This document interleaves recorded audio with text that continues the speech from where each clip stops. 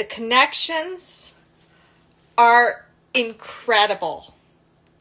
And as someone who is in the birth space and someone who happens to have mentors who know about the money side of things and about the true love side of things, I am just going to blow you away with this, because I have noticed, and I've said it quite often, that the metaphors of birth are also metaphors for life, and the parallels that happen in birth are the parallels that happen with life. Now, I'm going to be clear. I'm talking about the actual physiological process of birth. I'm not talking about the natural birth that is traumatic and terrifying, or the overly medical model of it. Because, if you follow nature and you really look at how the cycles are, and, if you really want to understand this on the birth side, you can always check out one of my favorite books. It's called Reclaiming Childbirth as a Rite of Passage by Rachel Reed. She does an actual chart on this.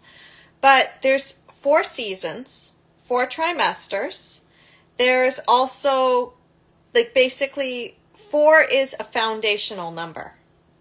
So every 4 years, you're building a new foundation and rebirthing yourself and building that foundation. You recognize something new is coming, something new has been conceived, and by the 4th month, you're building the foundations.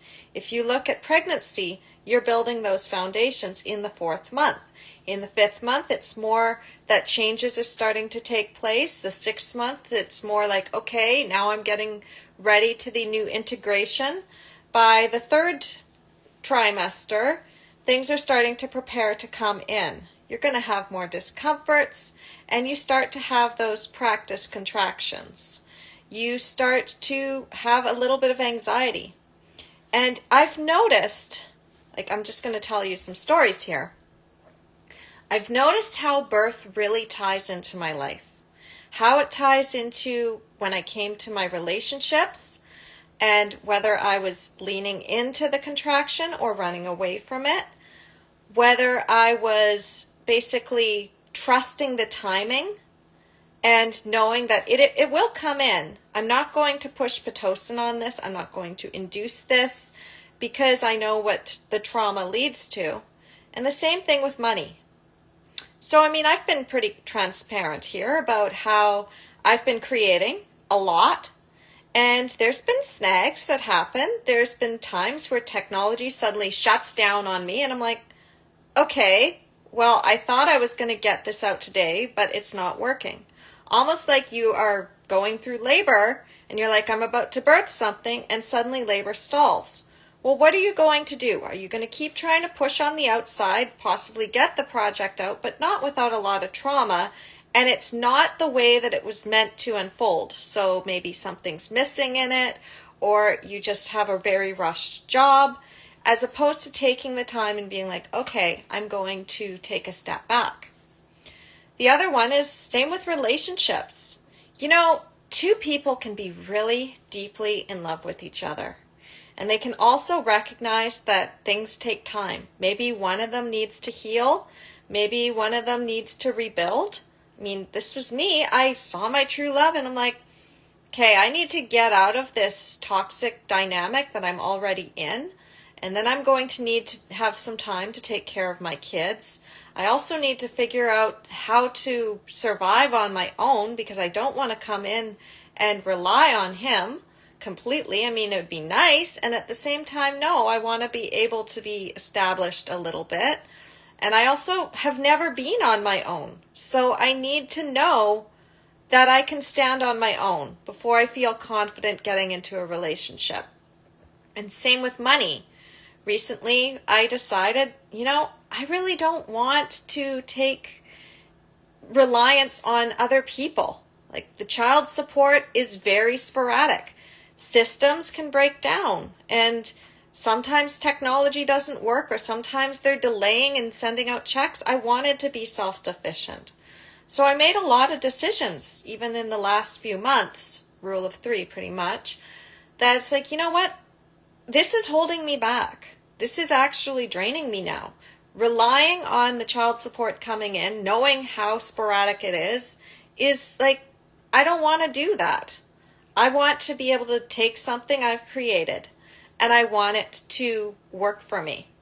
And then the other part was I don't want to chase, because chasing someone is the same thing as trying to put Pitocin into your birth plan. It's just going to be more painful, it's going to exhaust you, and you're not going to have as much quality and an experience as if you let things unfold. Now, obviously, there's times where you want to accelerate something. Maybe there's an opportunity, then you need to snatch it up. And you need to be able to take that step back and be like, is this actually something that I need to speed up for whatever reason? Or can I let it unfold? Can I just let it be? Can I trust that it will come in and it will be better than I thought? And I knew that. I knew that in my love life, and I knew that when it came to money and chasing clients, I won't chase clients. I know that when it's right, they're going to come in and they're going to work with me. And the reason I know that is because they did it in the past. I would sit there and I just put out my stuff on YouTube. I wasn't attracting a client. I wasn't looking for a client. I was focused on creating my book and getting that out on Amazon. And I just never learned how to self-publish yet. So that was still kind of scary for me. Almost like I've never given birth before. This is scary for me. And I got somebody who knew how to walk me through that process so that I could do it myself and I felt more confident. And now I know how to publish books. So I'm like, okay, if I want to create another book, I already know the self-publishing skills. If I need a tune-up, I will reach back out to that person who helped me, or I will find that little resource that she had given me and I will remember and be like, oh yeah, this is the steps I took. This is how I did it. And I'll do it again. And once you've done something the first time, you may have noticed that it didn't turn out exactly how you wanted. And then it's like, if I was to go back and do it again, I would do it differently. And this is how I was thinking with my birth with my son. To the outside world, that birth is not traumatic. To the outside world, that birth is very straightforward. I didn't have any problems. I didn't have any complications. I had a completely unmedicated birth. But to me, it was traumatic because it wasn't what I wanted. It wasn't the sovereign experience where I was able to be fully in my power. I felt very much like somebody was going to make a decision for me that I didn't want to make. I felt very rushed through that birth. I felt like my time was up and I needed to just push now, even though it wasn't ready. And because of that, I got angry. And I'm like, we shouldn't have to fight, beg, or compromise in our births. This isn't okay. And I'd also felt very afraid before that. I couldn't enjoy the last few months or the last few weeks of my pregnancy because suddenly my beautiful birth plan that I had, which was to stay home and birth in my own power and be in the pool, was now taken away. And they said, I'm sorry, you can't have a home birth. Your baby is too small and we want you in the hospital. Only to find out that that wasn't true. They just didn't understand that birth is not a linear process. And it also, babies are on their own growth curve. So my son caught up in growth at the end of 39 weeks. So having that scan, I now know is a natural birth trap. And this is the thing. If you are following somebody else's map and you think that you need something outside of yourself to birth or call in your support, then you are now coming from a place of fear instead of a place of power. So in the terms of my money situation, things got really, really tight. Okay, so things were already tight in September. And then after that, my hard drive crashed. And I had a little bit of money available. And I'm like, no, this is not the time to go and repair that hard drive. Yes, there's important things on that hard drive. And if it's salvageable, it will still be available later. I can go and send it in later when I have more abundance. But now is not the time to push that one out. I have other things I need to focus on. And I'd also recognize, it's like, it's been a while since the door has been opened and nothing has been shifting. Like, I can feel it and I can get the signs. I know it's coming. And no, I'm not going to push on the outside. I mean, I got to a point where I felt really upset in November because I'm like, it's my birthday and it's now been like a year since the door had first opened and I'd started to express myself and do it freely. And it felt sad because it's like I didn't want to spend my birthday alone and I didn't want to spend Christmas alone. But at the same time, I'm like, but there might be something on their side of why they need to focus right now. And as much as I want them with me, I'm not going to chase after them. I'm not going to put pressure on them. And then again, when the door opened later, like after the holidays, around the same time that my money situation was also a test, I'm like, there's an opportunity coming up, an event that every time I've ever gone, it's an opportunity for me to be in a new environment. It's an opportunity for me to network with people again, to reconnect. It's an opportunity for me to get new insights and be in that immersive environment. It's an opportunity for me to spread value. Every time I go, I take copies of my book with me. And by the time I come back, I have maybe one copy left or no copies left. So I'm scattering my magic out there. I'm basically just out there doing my thing. And I talk to the Uber drivers and I'm spreading my wisdom and I'm making those connections and I'm telling them about other things that they might want to check out, other value, and say, hey, go check out this person. If you're into that, you might want to check them out. And I basically just scatter my magic in a different place. So I had to really look at my financial situation because Christmas had just ended. And I'd already done a very lean Christmas with my kids. And my kids were already okay with that because they know that in times of abundance, we spend more. And in times of more contraction, we are going to surrender to that and also move through. And we're not going to push it too much. But we may need to do something different. So with a contraction, you can have the choice. You can be like, okay, this contraction is kind of slow and it's not effective. It's painful, but it's not effective. It's not getting me where I want to go, but it's painful. I'm going to just anesthetize myself. Well, if you do that, pain is actually an indicator of what might need to shift. It's a tool that you can use to recognize, like, oh, I need to move a little in this direction. Oh, I need to pull back and rest. This is another thing that a lot of moms don't get, and this is part of what I didn't get with my daughter, and she taught me through experience, is that you can have a whole bunch of practice contractions, and you can have even going into full-blown labor. And then things can slow down if you're pushing too hard on the outside, if you're trying to get up and move around too much. And your body is like, no. We were just telling you to get to your safe cave and rest because baby's going to come in the next few days. But now you have decided that you're going to do the mile circuit. You're going to run around and do the lunges and you're up around instead of resting. And really, we were just signaling you to go to your cave. So maybe you need a louder signal. And then you get a stronger contraction. You're thinking, I need to go to the hospital. And what happens usually, or you call the midwife to you, is you're not really as far along as you thought you were. I got all the way up to 6 centimeters, and then everything just shut down.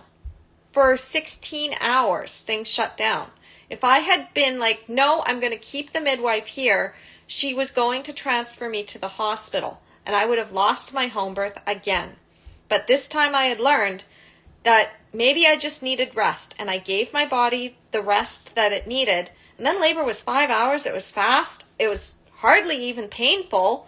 I was able to experiment. The times that it was painful, I was deliberately tensing up because I wanted to learn the difference so that I could later teach on it, even though I didn't quite yet know I was going to be a coach at that point. But now I use that in my teaching.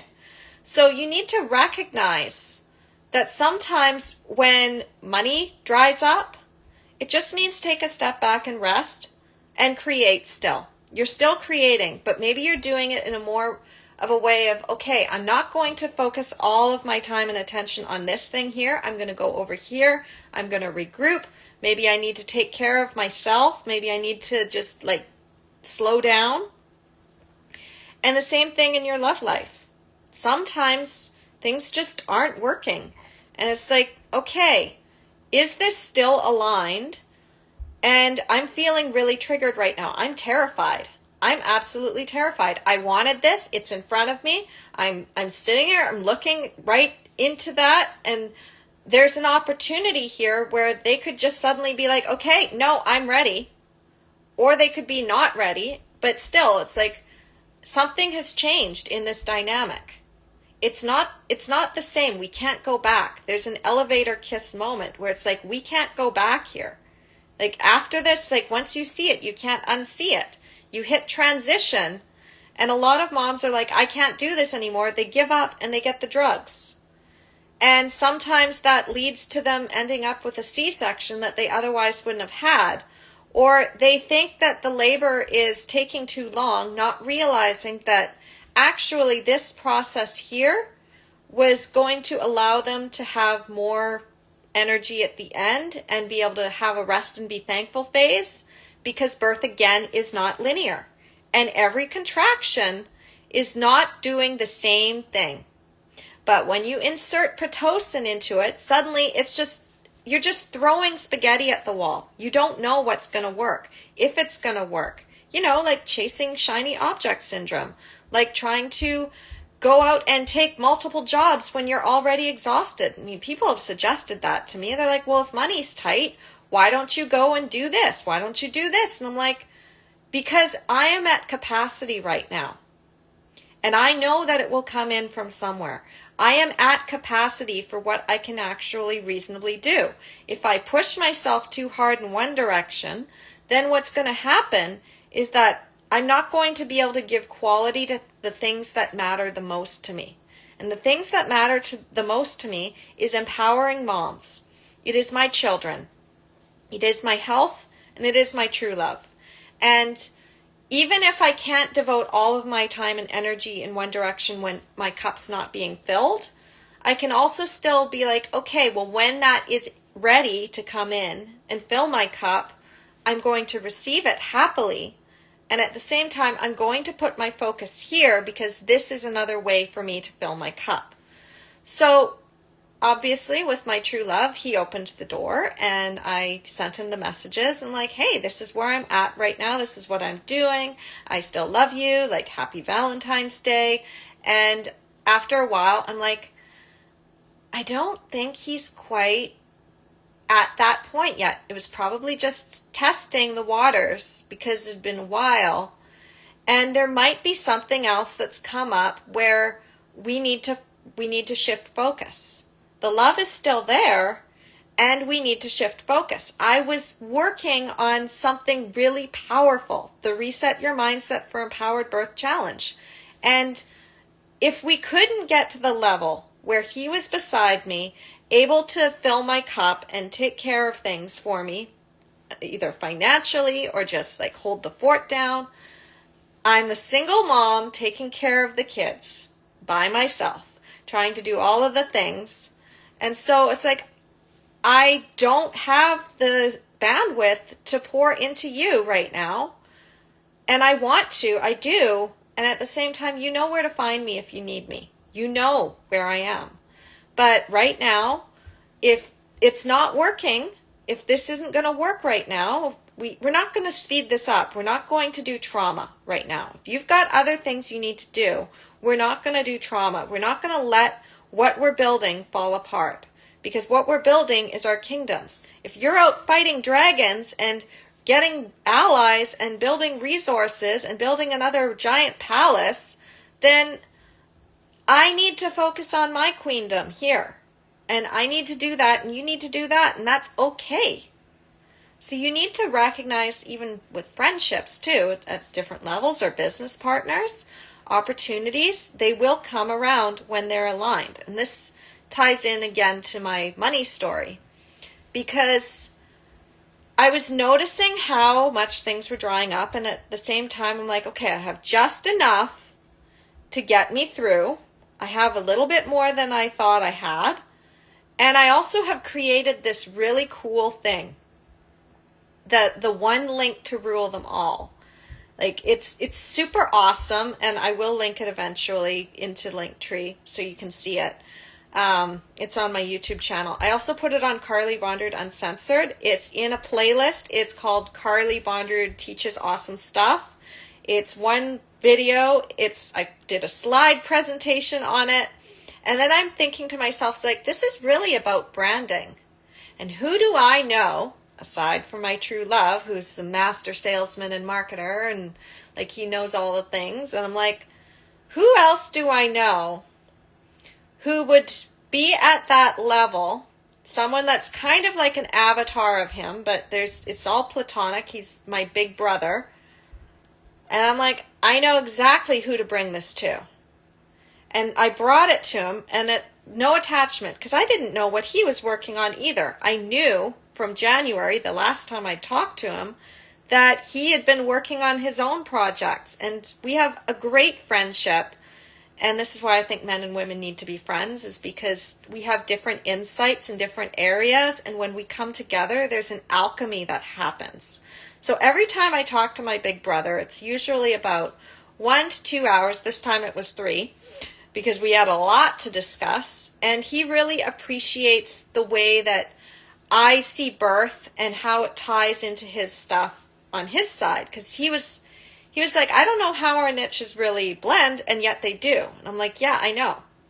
Because he was talking about how he's got female clients, and they're looking to become board members, or they're looking to increase their value within a company and have their executive branding. And he's figured out, and this is why I love him so much for this, is he's like, oh, the cycle. I know that there's a certain time of the month when women are more productive. And I'm like, yes, you caught on to that, did you? And he's like, yeah. And I'm like, you do know that there's 4 phases, right? And he's like, there's 4? I'm like, yes, there's 4. And I have another resource on that because that's something I teach in my audience. There's also more. And I went down that rabbit hole, and I'm blowing his mind on that. But initially, I had created that little live stream on my Facebook, which is now on YouTube, the one link to rule them all, because I had gotten bored back in 2023. I had also gotten a little frustrated. I had so many things I was creating, and I'm like, I need to make this more streamlined. And then I optimized it after creating the Reset Your Mindset for Empowered Birth mini challenge. I'm like, okay, now I have enough foundational pieces that if anybody was to come in cold into my audience, I could warm them up like that. And I could find out where they are at in the buyer's journey. And I would also have them basically integrate into where they are in their hero's journey, or heroine's journey. And then they would also see me as the guide, not the hero. So I would use, like, it's almost like I did it like a legendary way too. So it was just, I had a lot of metaphors within it. And when I finally presented this really cool ecosystem, as I call it, and how ChatGPT called it, it's like, you've got an ecosystem here. This is an anti-funnel. This is like an anti-nurture email sequence, because I went deeper after talking to my big brother the night before. I went and created an email sequence. So I created this, and then I had sent a message to my big brother, and I'm like, hey, money situation is a little tight. I can't really sit on this because it's too good. I don't know if you have the time or the bandwidth, but if you do, I've got something for you. And it ties around branding, and I'm willing to share in the profits with you because it's super cool, and I just want to see what you think. And then I had sent him the video too. I'm like, go check out this video. And then I didn't hear from him for over a week. And meanwhile, my money was still drying up. And I'm still like, okay, nothing is coming in. Okay, but breathe. Because just because nothing doesn't look like it's happening doesn't mean that things aren't getting ready, just like birth. Just because you don't feel the labor pains, just because things aren't happening as fast as you think they are, doesn't necessarily mean that it's not happening at all. There's a lot of preparation that needs to happen within the baby, within the body, within the hormones, to be able to make birth a more gentle, integrated process where you don't have trauma. And the more you try to push on the outside, either through natural methods or the medical side, it's both dichotomies. They both get this mixed up, and that's why I teach the way I do, and that's why I bring in the context, and that's why I say this is when you call in medical intervention, trusting your intuition. This is when you need to trust your process, because the moms that I help, they have a process and they're like, this actually wasn't as bad as I thought it was, and it's actually the most transcendent, beautiful experience. And that is what every birth deserves to be. Every creation, every time we build something. If you make a book and it took you longer than you thought, what's the quality of it though? If you're putting more quality into it, that book is going to be much better than if you're just trying to get something out on the shelf and have somebody buy it. And then they buy it and it doesn't work for them. Or trying to get a course out before it's ready, before you actually have the foundational skills. That's why my dear friend and mentor Eben said coach first. And I'm like, yeah, I have an untested theory here. It worked for me, but I don't have it tested along enough dynamics. And I need to test it.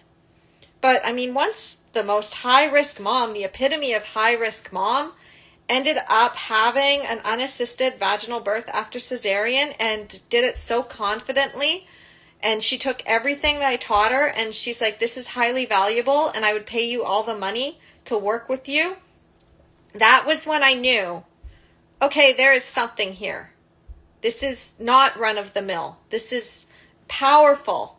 And I mean, the more I've gotten into it, the more I see the parallels between birth and money and love and success and being able to receive and being able to trust and to not give in to fear and to not let trauma destroy you, but instead be like a lesson where you rise up from the ashes.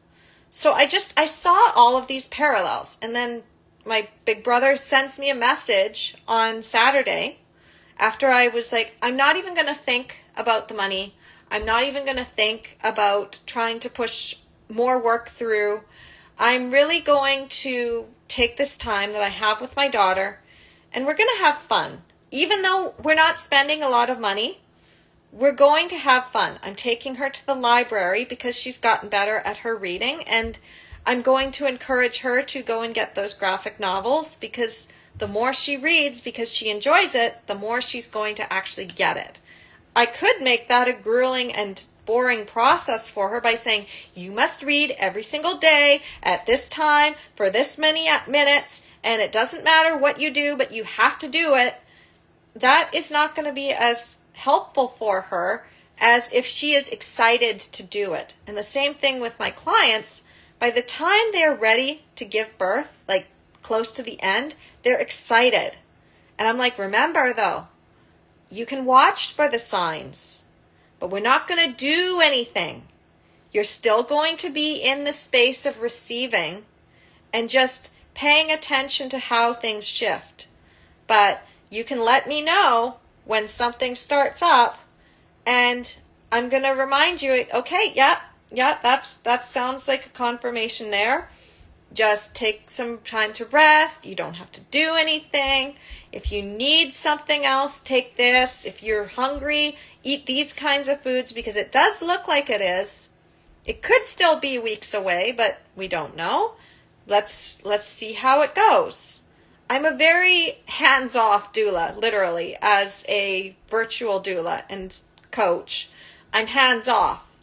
And because of that, though, they're doing it themselves. They're able to trust themselves, which means that when they're afraid, they're not automatically deferring to the expert. Instead, they're tuning back into themselves. What do I need to feel safe right now? And the same thing with the money situation. It was like, what do I really need to feel safe right now? Besides chatting with ChatGPT. It's like, well, I need to look at what I've already created. And I would probably feel safe right now, even if something else is coming in. I would feel safer right now if I just had something else in place. So I sent my brother the message. He reached back out to me and he's like, I am really intrigued by this. Just based on this small little surface level thing, I'm very intrigued by this. This has a lot of value just in what you've shared. And I'm sitting there, I'm like, well, I kind of already knew that. And at the same time, good. You see what I'm doing. And then we proceeded to get on that 3-hour call, and he's basically telling me what he put into ChatGPT on my system and putting in his own thought process on it, which is very linear and it's very strategic because he's an INTJ and he is also very methodical. And I'm like, okay, so my very flighty process, it's all feminine energy, like it's mostly like out there. He was able to say it back to me in a way that made sense for him. And I was able to be like, you got it. And I can go 10 layers deep on this. Like I just scratched the surface, my friend. So now the question is, what are we going to do with it? Because clearly there is something here with this thing. And I am prepared to share my little passion project. I mean, it's not my main business. And, you know, it's always nice to have extra streams of income that could come in. So the more that you put out abundance and creativity into the world, the more opportunities, the more networking opportunities, even outside of your typical niche, you attract. I've got authors of romance novels. I've got people that are from my creative world. I've got people that are from the business side of things. I've got people that are in the birth space, and I alchemize all of it. I am a woman of many, many talents. And yes, I am a birth coach, and yes, I am a women's transformation coach, and that's not all I am. I am many things. And the more I see those parallels between my systems and what I build and how they translate, it really comes down to 3 things. Money, love, birth. 3. Rule of 3, hey? So when you look at that it's all connected because money is the abundance, love is giving, and then there's also the creation of the value that attracts the abundance, and also people are giving you and you are giving to them. But if you hoard your gifts, if you don't create, then you can't create your abundance. And if you're not creating from a sense of joy and love, but only creating because you're like, well, this thing would sell and that way I'd be able to get the money, you're going to cannibalize your audience very fast because you're not creating from a sense of abundance and joy. And when I was talking to my brother on this, he's even saying, he's like, you know, there are many things, many resources, many guides, many reports that I've written, and they haven't seen the light of day. I haven't been able to give them out to anyone. This would solve all of that. Do you ever notice that sometimes we create a lot of stuff, especially when we're in one of those creative modes, and we maybe give it out to 1 or 2 people, but then we forget it, and it's sitting there in a dusty Google Drive or just your hard drive, and you're like, oh, I forgot I created this thing. Well, even if it's old to you, it's new to somebody else. And this is what I found out with Jenny, is initially I didn't have anything new that I had created, but I had a whole bunch of old stuff. And she was loving the old stuff. She's like, this is so valuable. You have more? I'm like, Yeah, I mean, I have a whole archive of things. I mean, every time I get bored or need to feel a sense of control, I would create something because that would allow me to at least feel like I had some value, even if I never shared it with anyone. And she's like, how much more do you have? I'm like, you're about to get dumped on with stuff.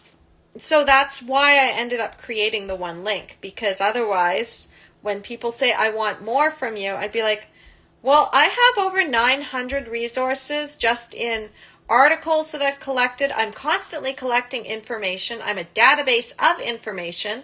There's multiple different ways that you could go with this information. There's different ways to use my 5 pillars. There's different ways to get past fear. There's different ways to call in your abundance with the glass slipper method. Which way are you going? Are you trying to attract somebody? In which case, I have a network of people that you're going to also want to get that right education from. Are you looking in the business side, the success side? Well, I've got mentors over here. Are you looking for the just basically creating? How do I create something of value and get it out there? I've got stuff over there. Do you just want to have some fun? Are you looking to just read a really juicy romance novel, or you want to get in connection with authors because you are a creator yourself and maybe you create covers for people or you create beautiful websites, you have that gift to enhance them?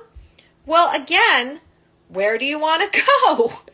Because I have so many different hats that I'm wearing at any different point in my life, and I'm constantly out there connecting with new people, and I'm like, I like you. You're a real one. You create value for people. Your stuff is highly valuable, and you deserve to have those people know who you are. So I'm going to remember you.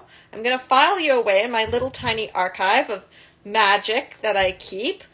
And when I come across the right person who is waiting for that magic, I'm going to pass it on. And so when you're looking at that, you're really looking at, what are you birthing in the world? What are you calling in? And can you handle the contractions? Because when you're birthing, when you're calling in that support, it has to be the right support. When you're looking for education, it has to be the right education. When you're looking to get past your fears, you don't want to go and have those fears reinforced by what you're getting.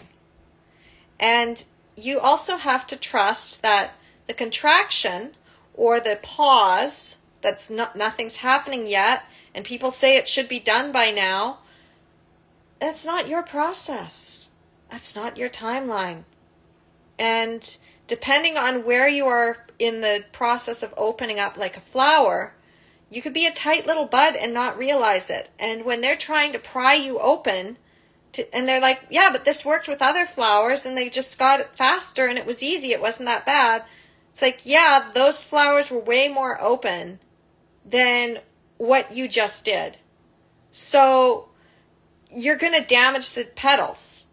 Because, you know, there are moms out there who are like, I had an induction and it was perfectly fine and nothing bad happened and I didn't even feel that much pain. It's like, yeah, your body was primed and ready and all that did was put a little bit of acceleration.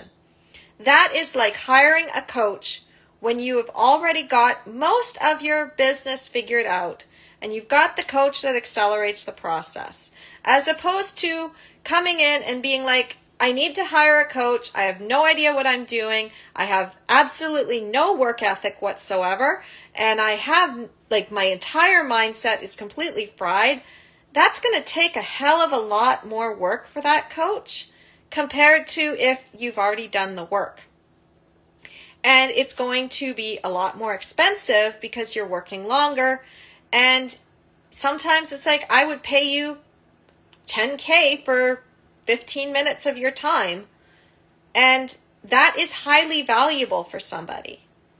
So that's why I raised my prices on my coaching and my laser coaching, because it's like, no, I'm going to create systems, I'm going to create like workbooks, and I want my clients to at least go through and do that initial work, because then I can take a look at their process that they've already mostly done, be like, yeah, you are doing the work and you are right here and you've done this part, right? Like reinforcing their power and then being like, and this piece here, I can see you falling in a little bit of a trap.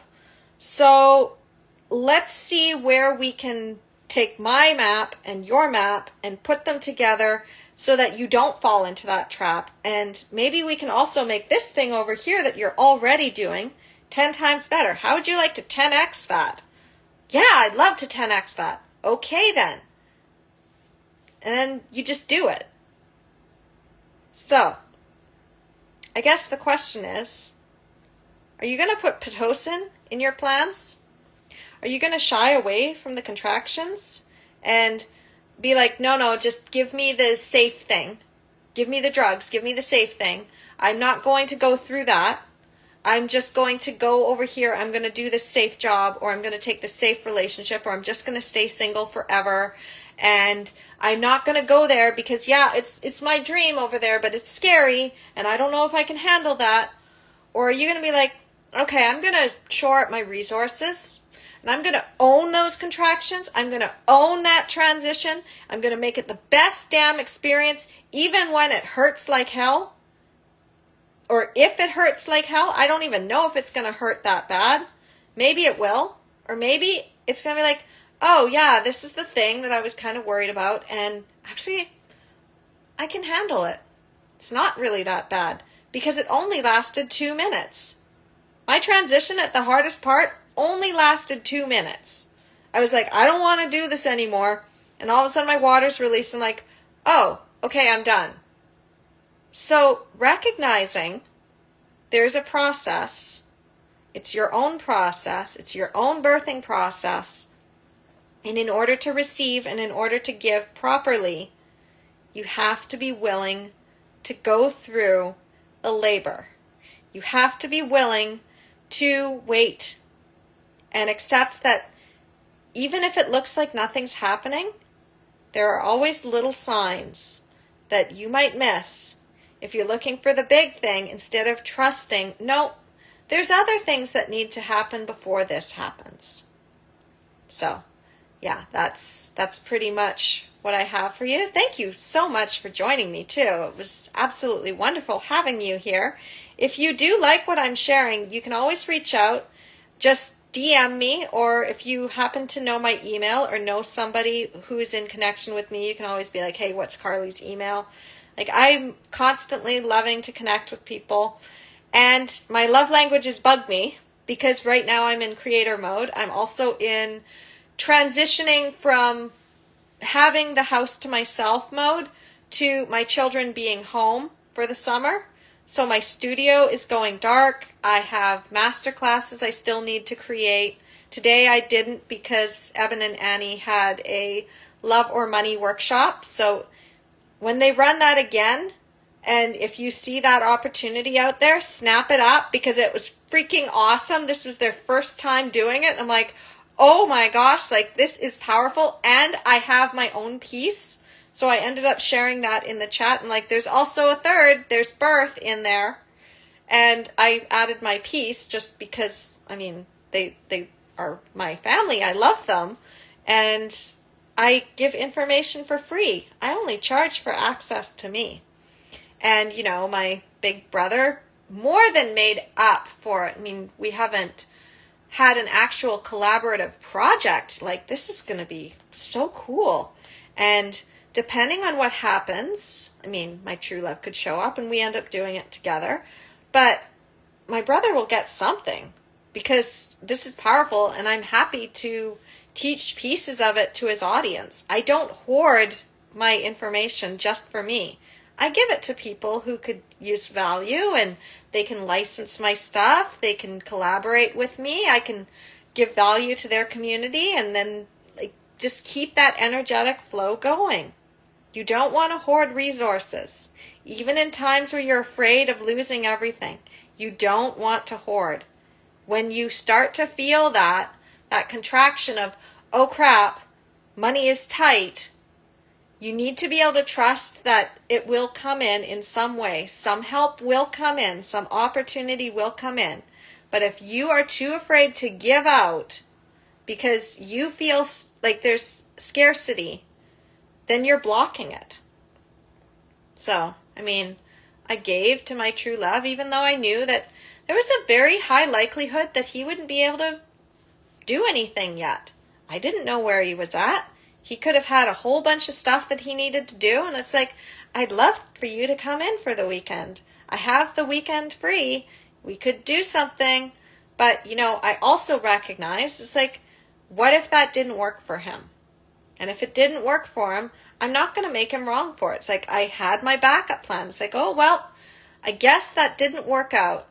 That's okay. I can cope with that. Because I know that when the time is right, I'm going to get everything I want. And it's going to be better than I even can dream.